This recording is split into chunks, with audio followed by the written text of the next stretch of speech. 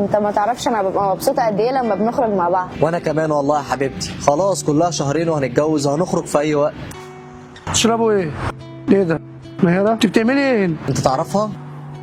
ايوه احنا بنتكلم بقالنا شهرين وناوي اخطبها. انا بكلمك بقالي شهرين. ايوه وبعت لك اول امبارح 500 جنيه على الكاش عشان والدك تعبان. 500 جنيه دول يا استاذ؟ والله العظيم ما اعرفه. ولا انت شكلك جاي ترمي بلاك، وروح شوف انت رايح فين. طب انا هثبت لك. خد شوف. ايه ده؟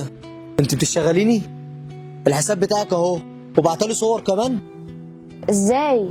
والله العظيم ما حصل. هو ايه اللي ما حصلش؟ ما الشاب بتاعك اهو وصورك كمان. انا بقول لك ما حصلش وما اعرفش مين ده. هات كده رن عليها عشان ااكد لك.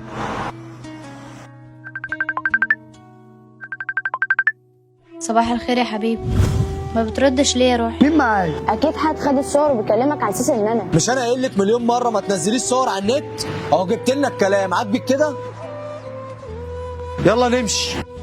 رسالة لكل بنت، بلاش تنزلي صورك على النت علشان محدش يستغلهم، وغير كمان في برامج بتظهر الصورة بشكل مش كويس، وفي بنات بتبقى قاصدة انها تشوه سمعة صاحبتها فبتكلم ولاد وتبعت لهم صورها. وانت مش اي حد يدخل يكلمك ويبعت لك صور تكلمه، علشان في شوية عيال بيكلموا الشباب على اساس انه واحدة ويطلب فلوس. ربنا يسترنا جميعا ويبعد عننا ولاد الحرام.